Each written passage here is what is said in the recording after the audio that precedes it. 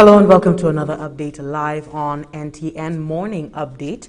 We thank you so much for tuning in. We're in wake of an update to the nation coming from the Honorable Prime Minister, Chief Medical Officer, the Ministry of Tourism and the Royal St. Lucia Police Force, just giving us an update as to where we stand COVID-19 wise. We'll be getting to that in just a moment.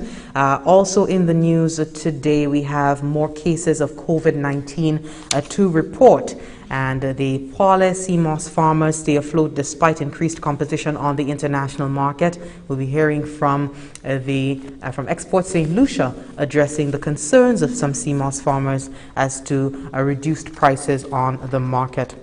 We also will be hearing from the PAHO director, and she is indicating that at this point in time, as long as vaccination doses remain limited, the world cannot rely on vaccinations to flatten the pandemic curve. So we'll be having Dr. Carissa Etienne clips from her recent statement in light of the World Health Organization statement coming up in this program. My name is Jessie Leonce. Today is the 15th of January 2021. We're mid-month already.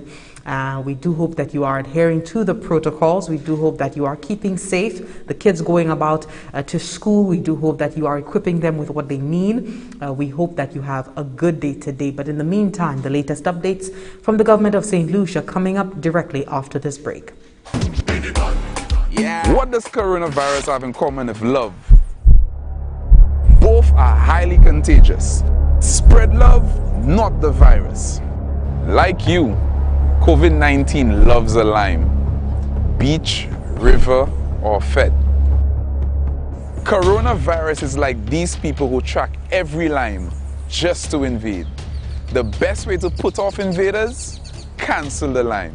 Spread love, not the virus. Keep you and your crew corona-free. Live to lime another day. Together let us win this war. St. Lucia be a soldier. Together we can beat this corona.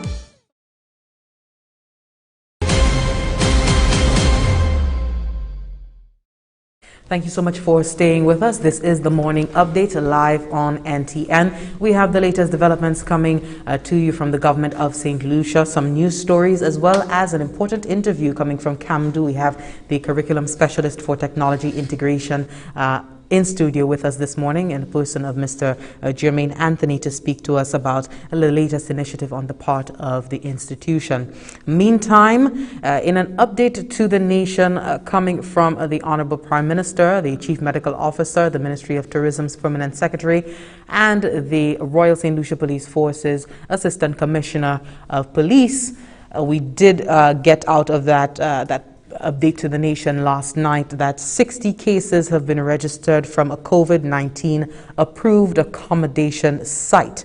The Environmental Health Department is presently regulating conditions at the COVID-19 approved accommodation sites to ensure the maintenance of required standards. However, they have had their eye on one particular site. It has been a cause of concern in relation to increasing numbers there over the last few weeks. The place has had to be locked down, and coming out of that meeting yesterday, that press conference, I believe that no new visitors can access the facilities there, and the staff are also staying there at a cost to the institution until this COVID-19 situation blows over.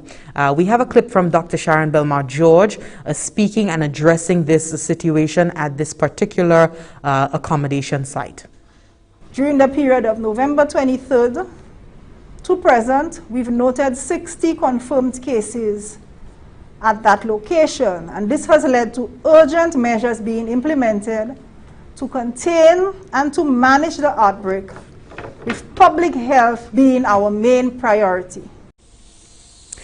This is part of the third epidemiological wave that St. Lucia is experiencing of COVID-19. You would recall that back in October, November there, it was the second wave that we experienced, and January has proven to be the third wave. Of course, they anticipate that after January, they will see a reduction in the numbers, that is the health officials, and they indicate that it does not require measures such as a shutdown, a lockdown, in terms of reducing the figures.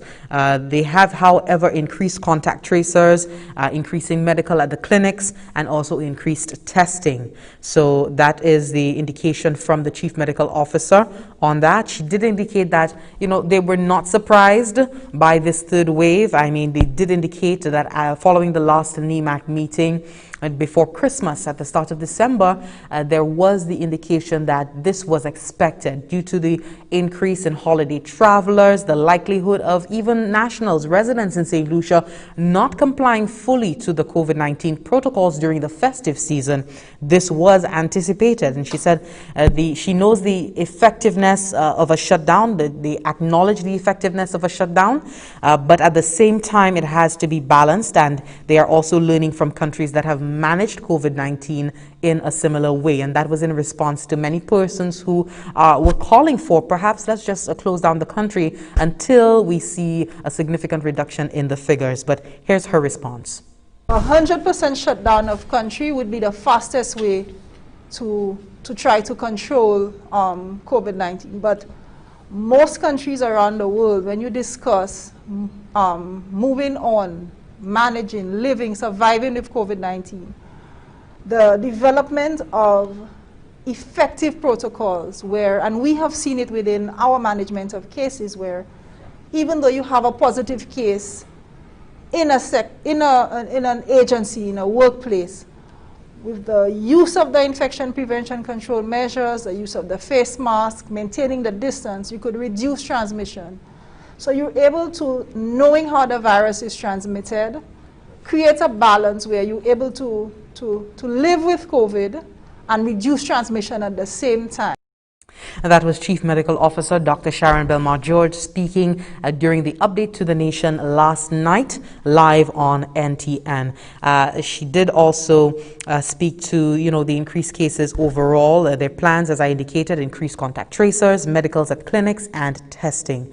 We also had the Assistant Commissioner of Police speaking, Mr. Milton Daisy. He spoke on arrests and prosecutions that have been made so far regarding non-compliance to the COVID-19 protocols.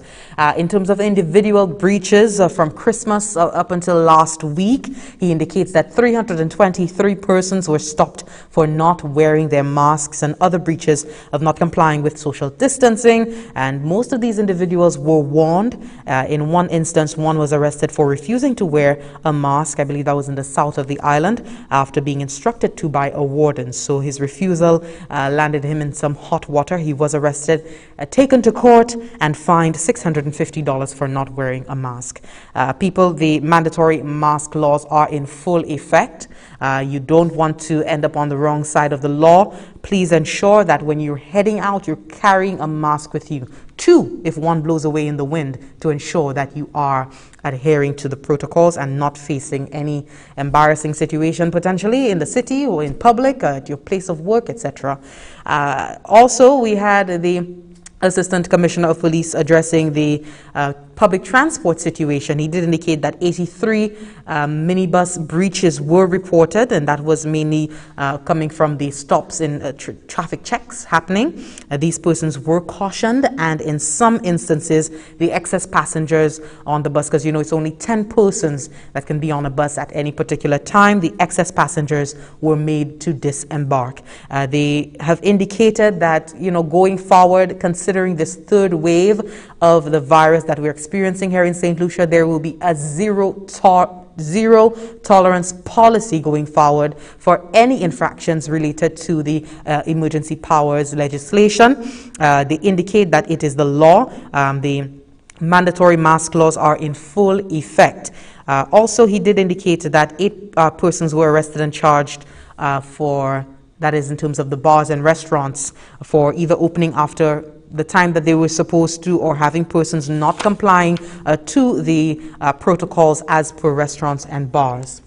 So I just spoke on the CMO as well as the Assistant Commissioner of Police regarding last night's update. We also had the Prime Minister, Honorable Alan Shastney, speaking and addressing many of the concerns of citizens at this time, everything ranging from the economy to the upcoming budget, the reopening of the education sector. If you have the opportunity, you can go onto any one of our platforms online, YouTube, Facebook, and to just catch a glimpse or in its entirety last night's update to the nation if you missed it. We also had the Permanent Secretary in the Ministry of Tourism addressing the concerns regarding that sector. We know that, again, 60 persons from one particular accommodation site on island have contracted COVID-19. She addressed that matter as well, and the indication that the surveillance that is happening for home-based quarantine will be extended to the accommodation sites in St. Lucia to increase, our response to COVID-19 and management of COVID-19 here in St. Lucia, and thereby reducing the likelihood of transmission on island. In that same vein, we did receive a press release from the Ministry of Health and Wellness yesterday, and they did indicate that we've recorded an additional 41 new cases of COVID-19, and this brings the total number of cases diagnosed in country to date to 543. And these individuals range in age from 5 years to 84 years old. They are from the districts Castries, Vieux-Fort, Babonneau, Dennery, Ancillary, Micoud, and Gros-Islet.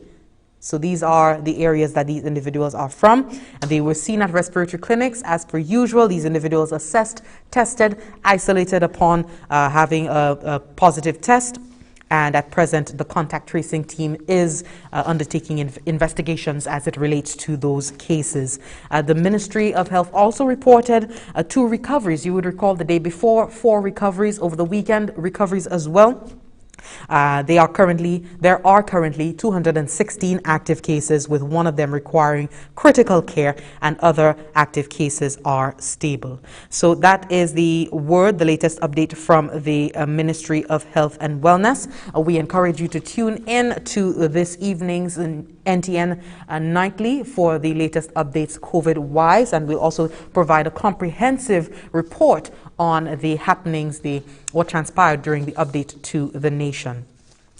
Quickly moving on in our news updates for the morning, we have the process for identifying and managing an ill child in a school. The education sector has reopened. I just want to educate and inform the public as to this procedure, noting the importance of students' return to the physical classroom setting. The Departments of Education and Health and Wellness have implemented rigorous COVID-19 protocols in the schools to ensure the health and safety of all. Officials are confident that these protocols at the institutions are such that if one child is a suspected case, it will not mean the overall collapse of the sector. We have details in this report. Take a look.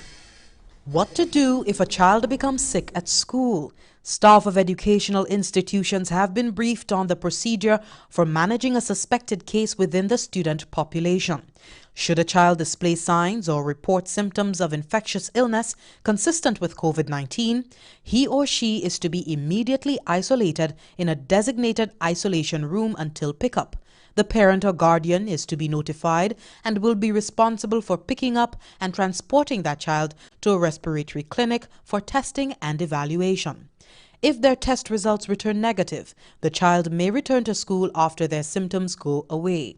If the test is positive, the school will be contacted by the Department of Health and protocols for contact tracing will be initiated. Chief Environmental Health Officer Parker Ragnanan indicates that the controlled environment of educational institutions guided by these procedures are a safer option for school-aged children at this time. Up to January 5th, 2021, 37 children between the ages 0 to 17 years contracted COVID-19 on island while they were out of school. Even with our students being out of school, many times they are not within a protected environment.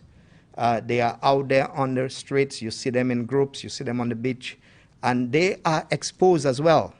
And so the question really is the exposure at school. How much more exposed would a child be at school as compared to not being at school?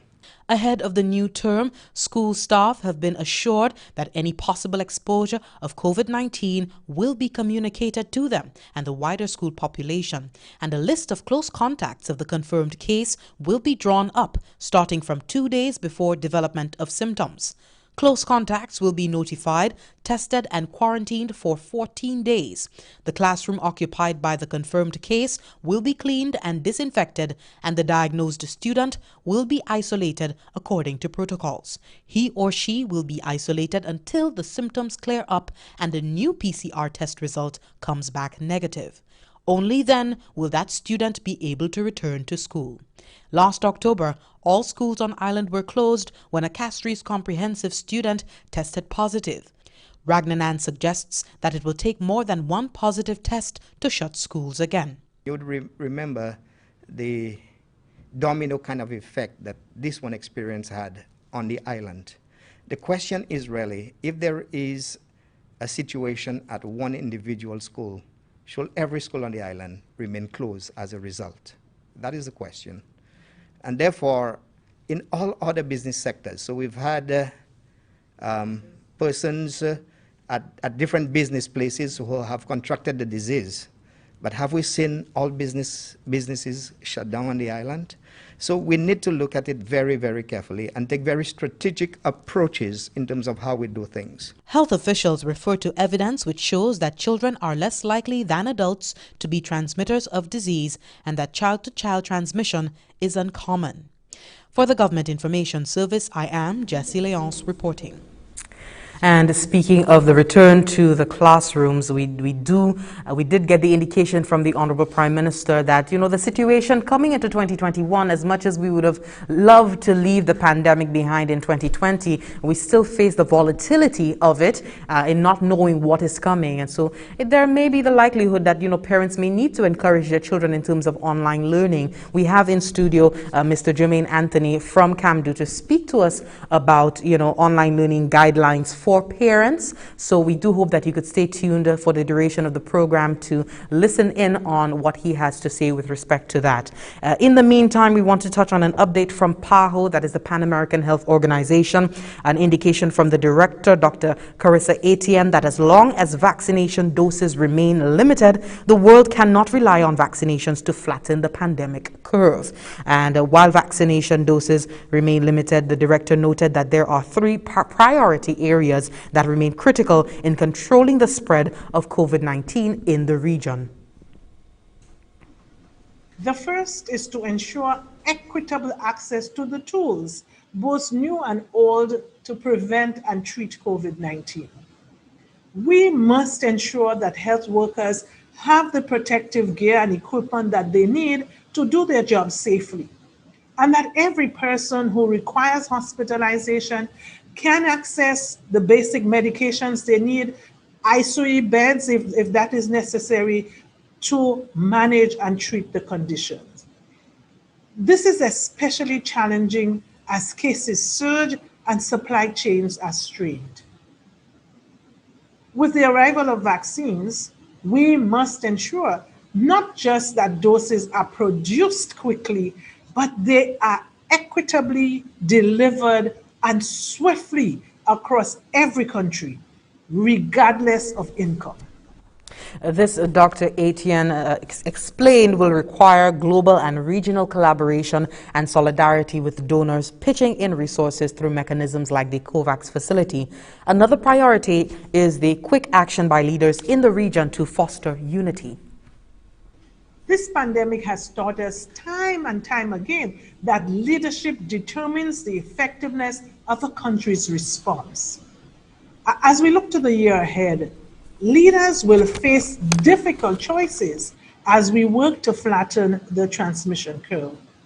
And that's why we need leaders to act transparently so that the public understands their decisions and the scientific evidence that is behind those decisions, so we can rally people around a shared plan. We need leaders to act in the interest of public health, not political gain, by working together to make the best use of the tools to prevent this virus. Dr. Etienne has assured that PAHO remains committed and stands ready to assist all countries in the region in the fight against the coronavirus. We don't have much time to lose, but we cannot beat the pandemic without strong vaccine delivery plans.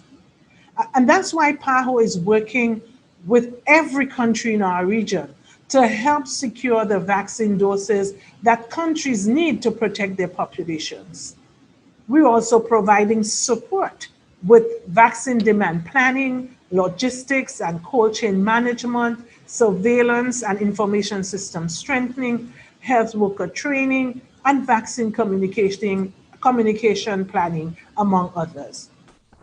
And that was Dr. Carissa Etienne, Director of the Pan American Health Organization, speaking at the first media briefing of the organization for the year 2021. You would recall this follows the World Health Organization press briefing earlier this week. And finally, in our news updates, before we get to our interview for this morning, the PAHO CMOS Farmers Association, guided by Export St. Lucia, have maintained their exports despite increased competition on the international market for the high-priced commodity. We have details in this report.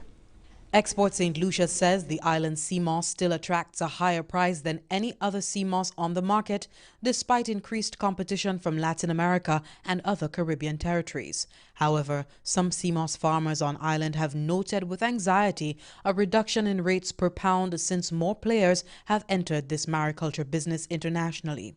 CEO of Export St. Lucia, Sunita Daniel, weighs in on this concern. The international market price would go down because you have so many entrants to the market. Now you'd find that there would be complaints.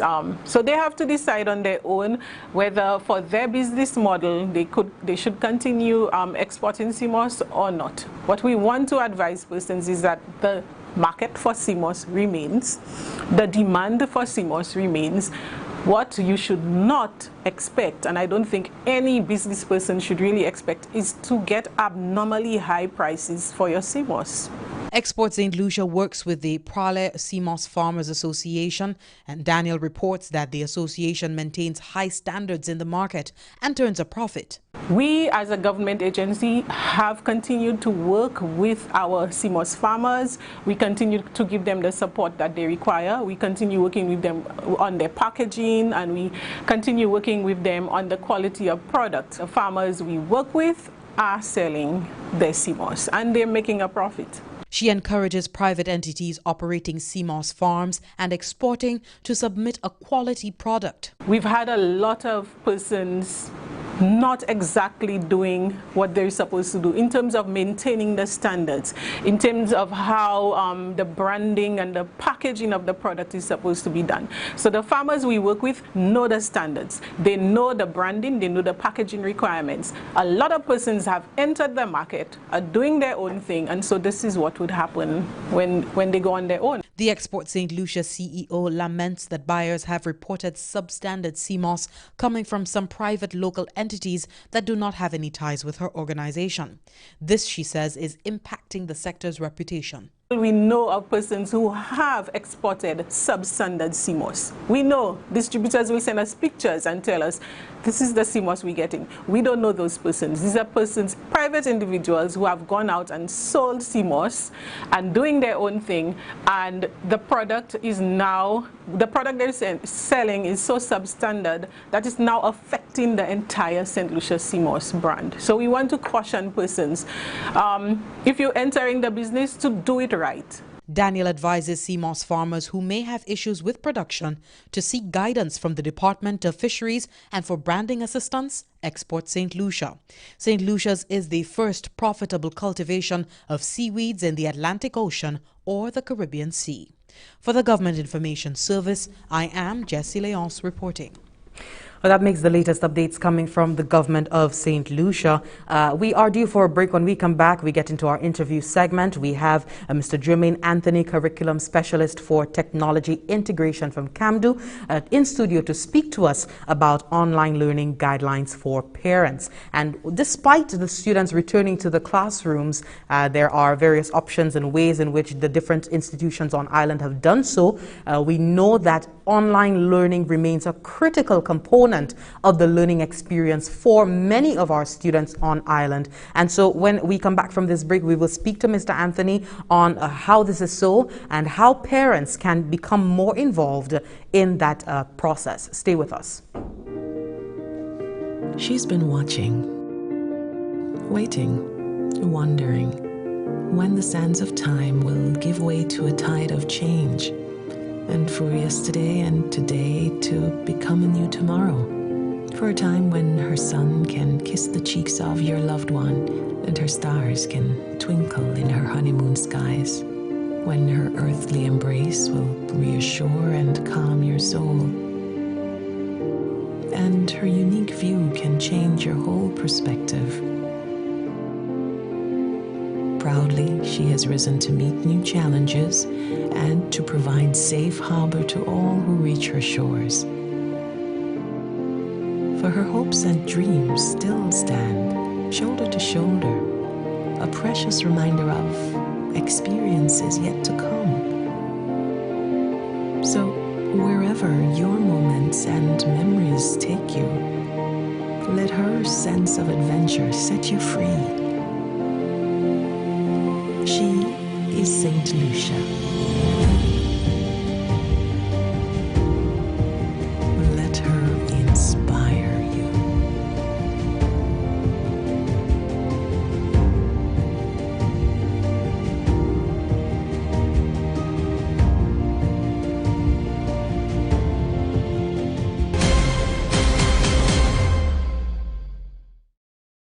Thank you so much for staying tuned. This is the Morning Update live on NTN. We just rounded up the latest news updates from the government of St. Lucia. A time now for our interview for the morning. Online learning guidelines for parents. We have in studio Mr. Jermaine Anthony, curriculum specialist for technology integration from CAMDU, to speak to us about how parents can get more involved in this process with their children.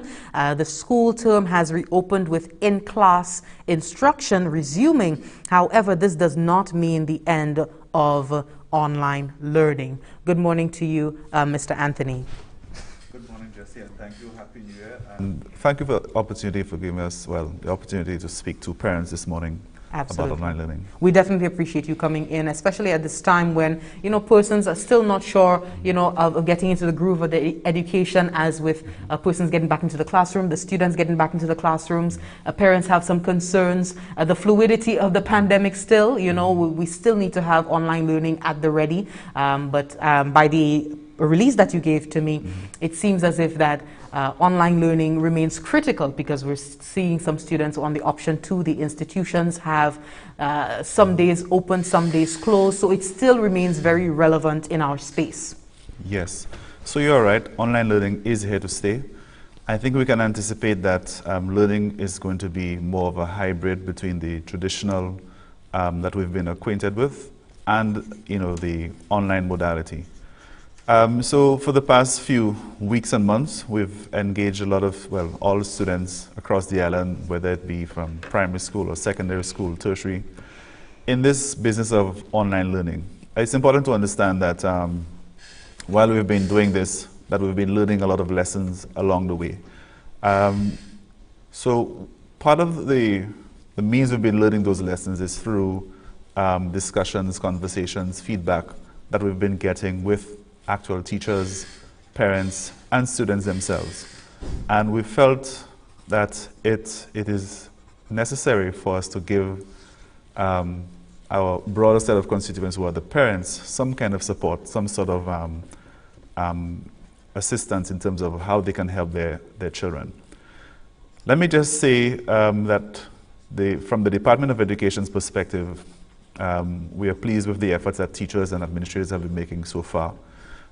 In terms of putting up all of this content, these activities, these assessment activities, so that students can learn from, so that learning never in fact stopped during the most lockdown period of the pandemic so far. And in spite of the circumstances, teachers have been very diligent in making sure that students have had, activities and resources available to them. School administrators as well, they've been making sure that the students have their timetables, their schedules, making sure that the routine is established, and everything done in a timely manner. As we've returned to the classroom, teachers and administrators are also making sure that the necessary protocols are in place and are being implemented. We're also happy with the fact that thousands of students across the island have been engaging in these online classroom sessions. And of course, we continue to encourage students to continue participating. We are also pleased that a lot of our teachers have made that transition. It's very critical to note that it has taken some effort for teachers to move from the traditional to the technological in terms of how they're able to deliver their classes. But we do recognize that teachers and the schools cannot do it alone. It has never been so where the teachers and schools can do it alone. But especially now, now that the students may be in a remote situation with respect to learning, we need the full support of parents. We also understand that parents are not necessarily all equal and they're not able to give that kind of support to their children. So on one end of the spectrum, you'll have some parents who tell you they're so thrilled with how their children have been engaged, the children have been participating in class, they're at whatever time the class is supposed to start, they're there, they're ready, they may be up 2-3 hours online during the day with their class. But on the other end of the spectrum, you find that there are some students who have not been participating at all. And we realize that part of the challenge is, apart from just access to a device or access to the internet, you find that the parents may not have those, maybe the acumen or the skill set to actually, monitor and support that learning structure. So we've put together a set of guidelines for parents so that they are able to at least participate more meaningfully in terms of helping the students take advantage of all this good effort that the teachers have been making and the schools have been making sure. So we've sort of summarized it into 9 main points, and those 9 points I can list for you this morning. Yeah. And I also want to make parents aware that we've uploaded that document to the CAMDU website. Okay. And so they can have a look at those as well. Okay, so we're talking the main points. You've listed 9. Let's just go through the first one, knowing your child's learning management system. Right. First of all, what is that? So a learning management system is what people would sometimes call a virtual classroom. But what it is it's a platform, you can call it a website, but it really is a system that teachers are able to replicate a lot of the activities and functions that they could do in a classroom. So the teacher can go on there and put content, whether it's text, links, whether it is audio, video, instructional material, so that students can access it and they can access it 24 hours a day, whatever time they can log on. Typically on an LMS, a student would have to have a login, a user account, a password, so they are able to log in with their computer using their internet browser, and they can access all of those resources. The teacher is also able to place assignments there. The teacher is able to communicate with the student. The teacher can have live sessions, and also the teacher is able to evaluate and to assess the child on that platform. Okay. Monitoring your child's LMS, you definitely encompassed it there. Also checking in with your child's teacher regularly. Speak to the significance of the parent-teacher relationship right now in the learning experience. So the relationship is as strong as the parent would like it to be. So the teacher, or the teachers, I believe, have been making that effort to reach out to parents. And I was speaking to a school principal just last week, and she was making the point that they post the classroom schedules, the rotation schedule on their Instagram, the school's Instagram. They show the students the class codes that the students should use to join the class and so on. So in a sense, if the student and the parent is not aware of that information, they're not able to participate. And that is what we really want to encourage this morning, is to make sure that, point 2, that the parents are able to monitor what's happening on the LMS. So what that means is essentially that the teacher can give the parent access to their child's learner management system. So that if the teacher issues an assignment, or if the teacher places some resource, the parent can get an email alert, for example, saying, you know, your son, your daughter has received a specific task, or there's a specific deadline, or there's a specific date by which they must submit something.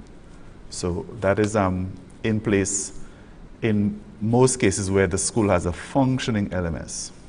Okay, and the same goes for the students' curriculum. Parents being in on the curriculum, you have that as point 4, know your child's curriculum.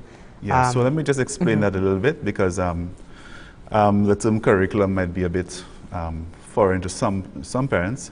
So when we say curriculum, we're talking about all the content and the, let us say, the A to Z in terms of what the student is supposed to learn, all the skills, all the values they're supposed to pick up, and it's usually specific to a grade level or subject and so on. So we're saying the parents need to be aware of what it is that the students or their children need to learn, even if they don't understand the detail of it, but they need to have a broad overview of what it is the children need to learn at a specific grade level or age group.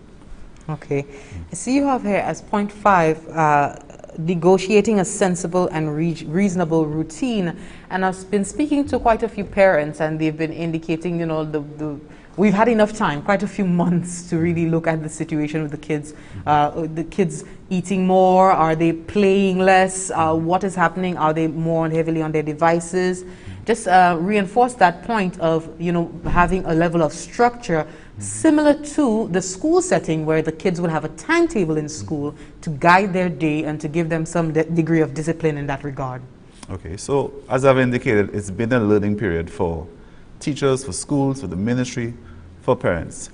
And it's really important for, well, especially for younger children, that a routine is established so that the students know when exactly class is about to start, how much time they have to commit to the class, how much time they have to commit to the activity. And what we've been advising teachers is to make sure that you do not plan lessons that are too long, or plan lessons that are starting, you know, too late in the day, especially if you're doing the synchronous sessions where you're doing it live, whether you're using Zoom or using Google Meet or what have you. But to make sure that there's a sense of regularity in terms of when those sessions take place. So it helps the learner develop some sense of discipline in terms of how they, you know, organize their time. But with parents have to be there to enforce those rules or that routine. And it also helps the parents monitor what the child is doing, so they can account for how much time the child is spending online. Because you also do not want the child to be spending hours and hours a day seated in front of a computer. So the idea of physical activity is also important. Yes, so that is one of the guidelines. We want parents to be sure that their children are getting the requisite amount of physical activity on a daily basis, especially the younger children. Okay, and just like a parent would at work prepare a planner, a schedule for the week, expectations for your child's learning is also important. Yeah, that's correct. And again, what the expectations are for your child might be, you know, peculiar to your child or specific to your child. You know, children are individuals. They're young adults, we like to call them. They learn at a different pace to other children. And so parents have to know their child in tandem with knowing what it is the plan of work is for the week for the child, that as said by the teacher. So one child may need a little more assistance, and another might be, you know, okay on his or her own. But if the parent is aware as to what the goal is, what the bar is in terms of what the child needs to cover for the week, the parent can assist. And one of the things we tell teachers is do not set goals too much on a short-term basis, like a 1 day, 2 days. You need to give the students a week generally, because sometimes access to a device is a problem. Internet may be an issue, or they may have some technical difficulties. So you want to be, you know, a little empathetic to that situation. So with parents, in tandem with teachers, you want to set expectations at least on a weekly basis, on a daily basis if possible. But we understand parents have to work and they have their own lives and things to deal with. Okay. On to another point, there is no need to sit in the online class with your student. I mean, of course you have a way in on this, but can you speak to the psychology also in your response of the parents sitting in on it as well? Yeah, so we are aware some parents are a bit overzealous, and maybe too some parents have been, well, they have some extra time on their hands because COVID has sort of displaced some people in terms of work. And they genuinely want to be part of the classroom because they want to help, they want to know what's going on. But we would say to parents that this is a little bit, or it could be interpreted as a bit of an invasion. Invasion both in terms of the teacher who has to teach, and that teacher has to think about, well, how is an adult interpreting what he or she is doing? And also it can be a bit intimidating for the other students. Just imagine you are 8-year-old in an online classroom and so-and-so's mom is in the classroom as well and you're hearing her talking. That is not very comfortable for the child or for the children. Not even for your own child. Your own child may figure, well, you're hovering over the shoulder a little too much.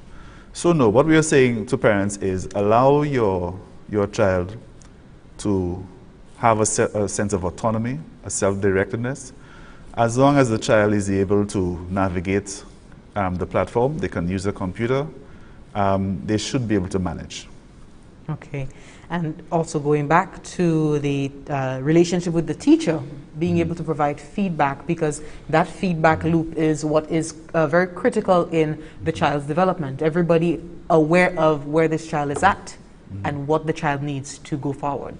Yes, so that works to the mutual benefit of both the parent, the parent, child, and student, child and teacher, sorry. So we always welcome remarks from parents as to how they feel the curriculum is being implemented, how the classroom sessions are happening.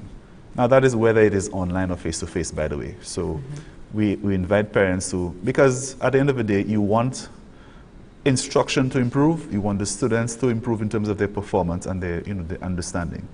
So giving the teacher some feedback with respect to how maybe a particular, how the child reacted to a particular mode of instruction, or how the child reacted to an assignment that was given, that gives the teacher, it gives the school as well, some valuable information in terms of how to go about improving that experience for the child or for the students. Okay, so we've just gone over the guidelines for parents. I don't know if you have anything else to add to that, but I wanted to ask, in addition to this recommendation to the parents, do you have an update with respect to devices, the MiFi, the Wi-Fi, ways in which some parents may be encumbered, have a challenge in terms of providing to their kids in helping students be able to meet their obligations from home? What I would say is, at least at the secondary school level, we know, of the government ebook program, and the government is in the process of, in fact, the Department of Education already is in possession of a lot of these ebook devices, and these will soon be distributed to more students at the secondary school level. So you can expect to see that being rolled out in the next few weeks. In addition to this, at the primary school level, we are making Google Classroom, G Suite for Education, available to all of the primary schools, so that each primary school can now boast of having a learner management system. Nice. And we are at the same time making sure that the teachers get the requisite training for being able to use these platforms effectively. You spoke about the MiFi. That is also a plan. There is also a plan to increase the number of these that are being made able to parents. But typically those parents who are living in zones or who don't have access to internet, or parents who may have qualified under some let's just say parents who need that support Okay. in terms of getting the Wi-Fi access. Okay. What has been what has the ministry observed so far? Like I mentioned, we've had a few months to look at the way students respond to this new mechanism, parents as well. What observations have been made in terms of students being able to learn via this platform, and what efforts have been made so far to refine learning online? Right, so that's an excellent question, and in fact, it's part of why we're having this conversation today. We realize that the experience has been varied, and there are situations where parents are thrilled. Some parents will tell you that is exactly what their child prefers. They prefer online learning to face-to-face because they feel they can do well enough on their own. But we also have some students, or some parents will tell you their children say they want to go back to school. They miss their friends and all of that. We also, in conversations with teachers, we are picking up that some students have not logged in at all, even if they have a device or they have access to the internet. And that is very worrying.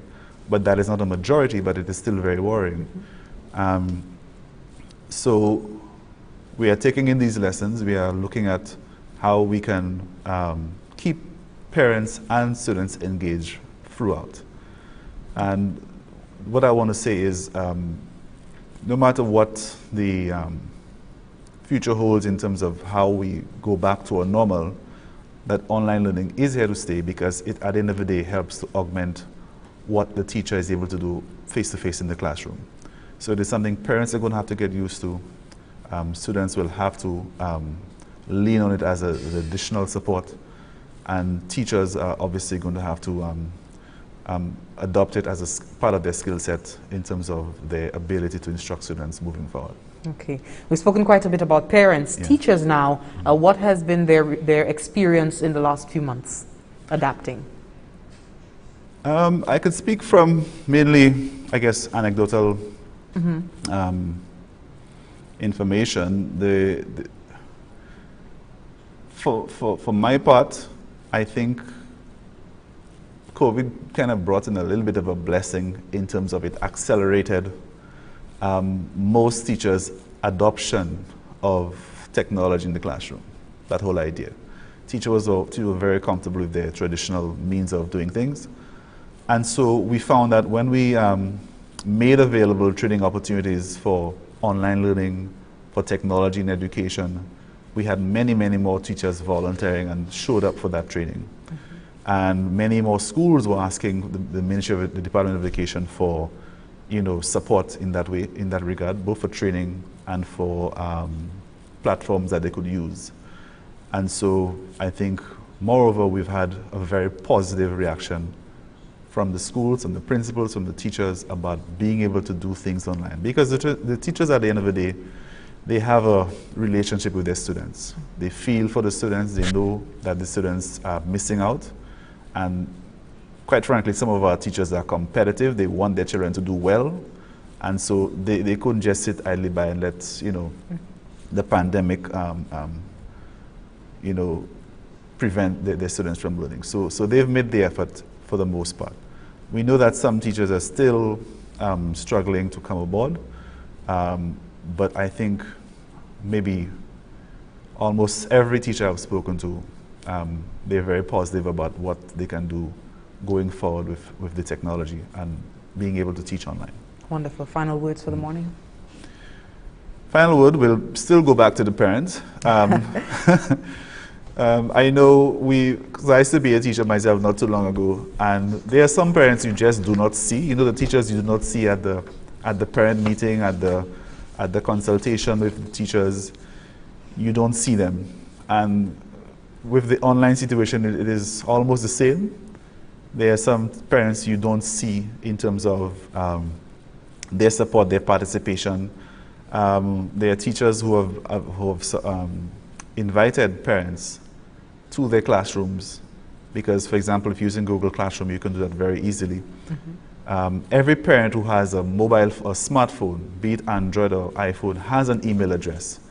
So it's very easy for the teacher who's managing a Google Classroom, for example, on a G Suite domain to extend an invitation to their students' parents to be part of that classroom. So finally, I want to say, parents, you need to show up, you need to participate.